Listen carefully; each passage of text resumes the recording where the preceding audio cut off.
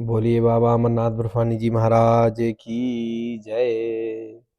तो आज हम आपको एक ऐसी कहानी सुनाएंगे कि जिस कहानी से आपको बहुत बड़ी सीख मिलेगी कि हमको शब्द क्या बोलने हैं और कैसे बोलने हैं, क्योंकि शब्दों की महत्वता हमारे जीवन में बहुत ज़्यादा होती है।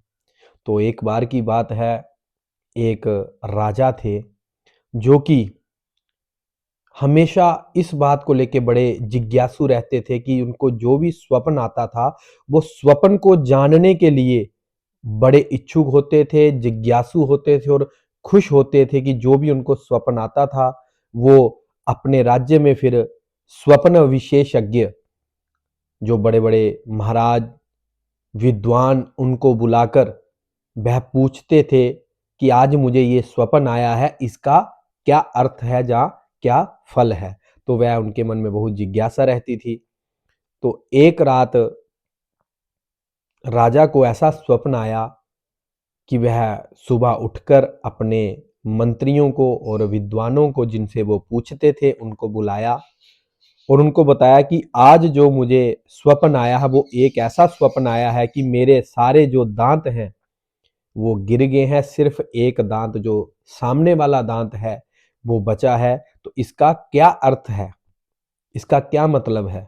तो सभी जो विद्वान जब वहां बैठे थे, वो उन्होंने कोशिश की, लेकिन परंतु उसका जवाब नहीं मिल पाया।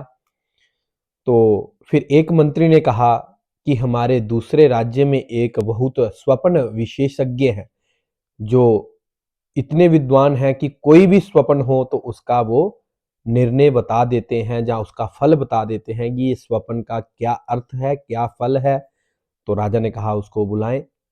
तो जब उसको बुलाया गया, तो राजा बहुत खुश हुआ, उसको बिठाया, उसको आसन दिया, उसको खाने पीने के लिए भोजन, जल दिया गया। उसके बाद उसको बताया कि ये स्वप्न है। तो उस विद्वान ने कहा कि राजन, ये तो बहुत आसान है, इसका अर्थ है कि तुम्हारे परिवार में तुम जीवित रहोगे काफी देर तक, बहुत समय तक तुम जीवित रहोगे, और बाकी वाले सदस्य जो तुम्हारे परिवार के हैं, उनकी सबकी मृत्यु हो जाएगी आपसे पहले। तो राजा को बहुत गुस्सा आया। राजा को इतना गुस्सा आया, उसने अपने मंत्रियों को बुलाया और उनसे कहा कि इसको जेल में डाल दो। तो उस विद्वान ने कहा, मैंने तो आपको, जो आपको स्वप्न आया है, उसका फल बताया है, तो आप मुझे जेल में डाल रहे हैं। तो उसने कहा, राजा ने कहा कि विद्वान होगे तुम अपने घर पे, परंतु तुमने गलत बोला है, इसको जेल में डाल दो। तो उसको जेल में डाल दिया। फिर राजा ने कहा, कोई ऐसा विद्वान देखो, पूरे राज्य में ढिंढोरा पिटवा दो कि कोई ऐसा विद्वान हो जो इस स्वप्न का मुझे सही में अर्थ बताए, तो उसको मैं बहुत सारा इनाम दूंगा। तो मंत्रियों ने ऐसा ही किया, पूरे राज्य में ढिंढोरा पिटवाया। तो एक साधारण सा बालक, लड़का जो है, वो राजा के पास आया। तो राजा ने कहा, क्या तुम इस स्वप्न का अर्थ बताओगे। तो उसने कहा, हाँ मैं बताऊंगा।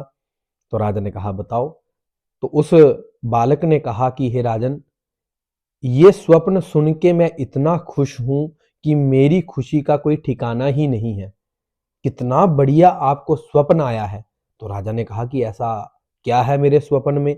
तो उस बालक ने कहा कि हे राजन, आपके स्वप्न, जो आपको सपना आया है, उसका अर्थ जो है, जो मुझे ज्ञात हुआ है, वो ये है कि आप बहुत लंबे समय तक जीवित रहेंगे और आप इस राज्य पे बहुत समय तक राज करेंगे, और आपकी प्रजा और आपका राज्य बहुत उन्नति करेगा, क्योंकि आपके परिवार में आप सबसे लंबी आयु वाले व्यक्ति होंगे, और आपकी आयु सबसे लंबी होगी, और आप बहुत देर तक इस राज्य पे राज करेंगे। तो राजा बहुत खुश हुआ। राजा ने अपने मंत्रियों को बुलाया और उसको जो इनाम में जो सामान था, जो जैसे सोना, चांदी, हीरे, ज्वारात वगैरह, सब उसको दिए, और उसने एक बड़ी सी पोटली में बांधे, और वो बालक बहुत खुश होकर वापिस जाने लगा।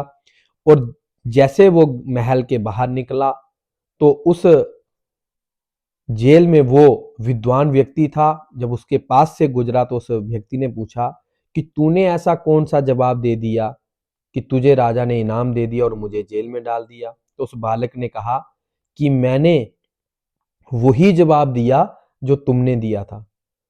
बोले कि मैंने जवाब दिया था कि राजा, इस स्वप्न का अर्थ है कि तुम्हारी बहुत दीर्घ आयु है, तुम बहुत लंबे समय तक जो है वो अपने इस राज्य में राज करोगे और तुम्हारी प्रजा और तुम्हारा राज्य जो है वो उन्नति की ओर रहेगा और तुम्हारे परिवार में से तुम्हारी सबसे लंबी आयु होगी। तो उस व्यक्ति ने, उस विद्वान ने कहा मैंने भी तो यही कहा था। तो उस बालक ने कहा नहीं, आपने ये कहा था कि राजन, तुम बहुत समय तक जीवित रहोगे और तुम्हारे सभी, जो तुम्हारे घर के, तुम्हारे परिवार के जो सदस्य हैं उनकी सबकी मृत्यु हो जाएगी। बस बात एक ही थी, सिर्फ शब्दों का सही से चयन करना था। तो वो बालक बोला कि मैंने शब्दों का जो है वो सही तरीके से चयन किया और मुझे इनाम मिला। तुमने जो है वो सही से चयन नहीं किया और तुम्हें सजा मिली।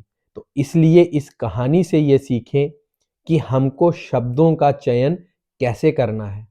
हम कुछ अपने जीवन में कुछ ऐसी बात किसी को कह देते हैं कि जिससे हमको फिर परेशानी और दुख का सामना करना पड़ता है।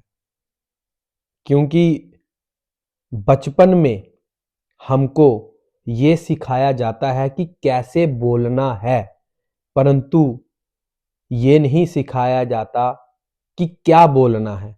तो ये हमें बोलने के लिए पूरा जीवन लग जाता है। तो इसलिए जीवन में इस बात का विशेष ध्यान रखें कि ये बातें जो हैं, इनका चयन करना सही से हमारे लिए बहुत लाभदायक हो सकता है। तो जीवन में जो भी कहें, सोच के कहें, समझ के कहें, उसको तौल के कहें, तो आप हमेशा खुश रहेंगे। तो इसलिए भगवान के चरणों से आप सभी जुड़े रहें, भगवान के चरणों की भक्ति एवं शक्ति आपको प्रदान हो। आप सभी खुश रहें, स्वस्थ रहें, निरोग्य रहें और जो भी आपके मन की कामना है, भगवान उसको पूर्ण करें। आप सभी को बहुत सारा आशीर्वाद, बहुत सारी शुभकामनाएं। नमः पार्वती पते, हर हर हर महादेव, शिव शंभो।